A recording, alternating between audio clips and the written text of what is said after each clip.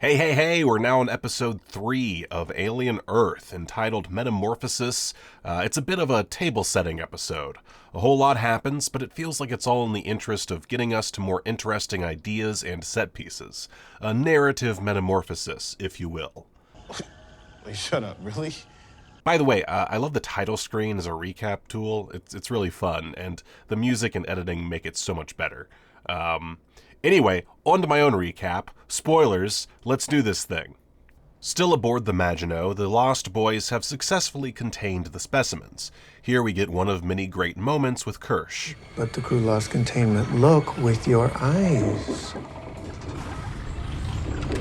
Much like countless Redditors, Nibs has started to question the Peter Pan theme and why they were all forced to have Lost Boys names. How come Peter Pan? Why didn't we get to choose?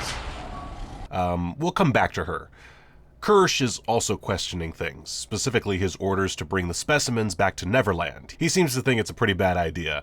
But Boy Cavalier disagrees, so, boss's orders. This scene ends with a split diopter shot, and, I just think they're neat. Meanwhile, Wendy rescues Joe, and the two of them I'm gonna call him Joe this whole episode. Hermit, Joe, doesn't matter. Joe Hermit. Hermit Joe.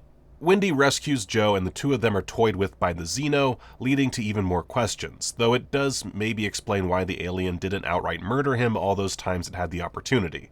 It could be that whatever signal Wendy is hearing is connected to the Xenomorph wanting to use Joe as bait. It's weird how much the Xeno plays with his prey, and I feel like this has to be a clue to a far grander idea.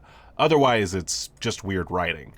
One other way you could explain this scene is that the Xenomorph can tell how much of a threat Wendy is, and so is keeping its distance, but that also seems like a bit of a reach.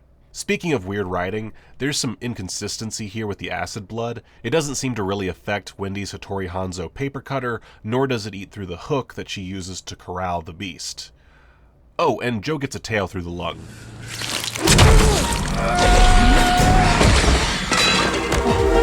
Anyway, Wendy successfully kills the Xeno, though she's wounded in the process.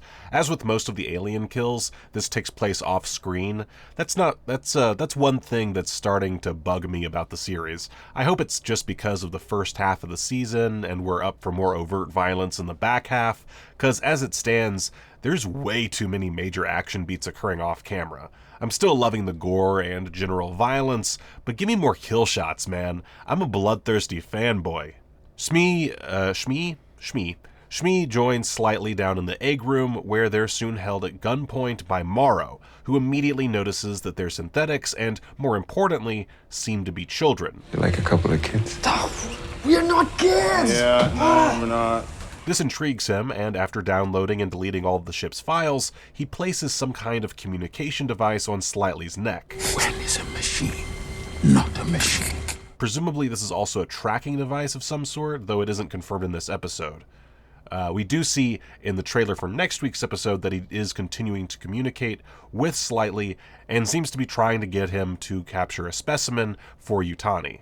It's during this scene that we also get a whole monologue from Marorrow about the moral implications of what he did on board the Maginot, what with the whole sacrificing the crew thing. He's still essentially a Terminator in so much as his dedication to the job at hand is, terrifying, but the dude is harboring some moral resentment. We also later learn that he had a child, which suggests he's used to making huge sacrifices for the sake of the job. This could come into play later, as he could switch sides.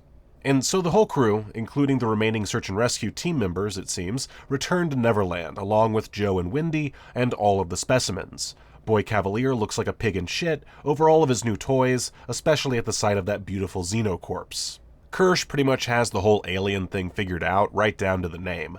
The Xenomorph lays its eggs. They wait for organic life to draw near, only to hatch some kind of proto-creature. How do you know that? I saw it earlier with the security officer. Now that said, he does seem to be manipulating the situation and convinces Cavalier to only allow synths in with the specimens.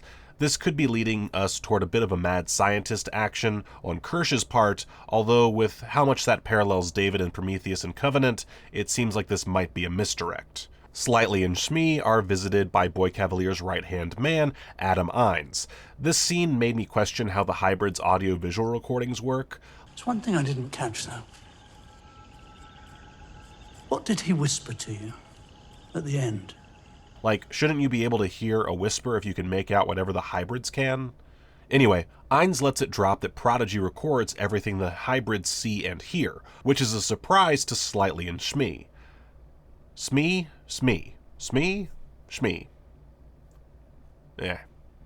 I can only assume this will also create some trouble in the near future, which might be why the Lost Boys are caged in the trailer. Back in New Siam, Marorrow calls Yutani and declines to come in. I love how Yutani cites Morrow's contract. You should have read your contract. Another great example of the corporate hellscape that is the world of Alien. This episode seems to be really interested in giving us more of the individual Lost Boys. Curly visits with Boy Cavalier, and she's a bit antagonistic, which seems to pique Cavalier's curiosity. Here we get a better understanding of why he chose children. It's at least partially due to them having access to infinite imagination. And at the end of the scene, we get the sense that there will be some infighting amongst the Lost Boys, thanks in large part to Cavalier grooming this poor child. Does this mean I'm your favorite now? Morrow reaches out to Slightly through his fingernail phone, which understandably freaks the kid out. This scene is super icky, not unlike the previous one with Cavalier and Curly. Overall, there's far more grooming of children in this episode than I was expecting. And Nibs, well, she's undergoing a bit of an identity crisis, poking her own eyeball, wandering the halls like you do, and, side note, we get a better look at the mysterious sprayer, who looks a lot like the caterpillar from Alice in Wonderland. Lots of Disney seeping into this show in unexpected ways. But back to Nibs, there's no way she doesn't have a psychotic break due to her mind rejecting her synth body, right? And while she's going kooky banana pants, perhaps she'll unleash T. ocellatus, at which time it'll try and burrow into her eye hole, only for her to be synthetic and therefore immune to it. Or, another theory is that she'll befriend that little critter and give it a sort of free rental in her socket. Either way, she's definitely the Lost Boy that I'm keeping my eye on. The episode ends with Wendy waking up and walking in on Kirsch playing surgeon with a facehugger. Here we get a much better idea about the signal she's intercepting, in that it's definitely coming from the eggs themselves. It definitely seems like they're communicating their feelings to her, but of course we'll have to wait and see where the show takes us. The final shot, by the way, neatly mirrors the earlier shot of Wendy and Joe with the dead Xeno next to them. Coincidence? I think not. Unrelated to that shot, though, based on the trailer for next week's episode, there's a chance that Wendy is merely projecting herself in her own mind and never actually leaves that room. The key evidence here is that no one, including Toodles and Curly, seem to notice Wendy entering the room and collapsing. If this is the case, then we're learning a lot about the extent to which an egg, not even a full-grown xenomorph, can communicate.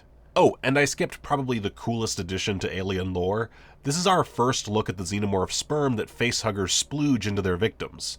And what's more, we even get to see it doing its little job and entering Joe's damaged lung, which is presumably how we get the pale alien from that recent trailer. It's also worth noting that Joe's lung appears to still be hooked up to his body, making this experiment even more wild and morally suspect. Overall, I'm enjoying the childish antics of our merry gang of synths. Bro? Aw, dude. It was full on sci-fi. That sucks. I'm sure, in fact I know, it's not for everyone, but it kinda adds to the tragedy of it all, especially if you consider the theory that they're only copies and that the children all died, which makes it all so much more heartbreaking. It's also just entertaining to watch these grown men behave like, well, 12-year-olds. Which reminds me, I still need to watch Happy Gilmore too. It was nice getting a better grasp on the hybrid's dynamic this episode, which feels like a bit of a breather despite all of the material jammed into it. That said, it also gave us new lore to sink our teeth into, and gave us just a bit more awesomeness from the bare Xenomorph before its untimely demise. Rip rip. And yeah, that's my recap and thoughts on Alien Earth Episode 3. Let me know in the comments what you thought. Bye!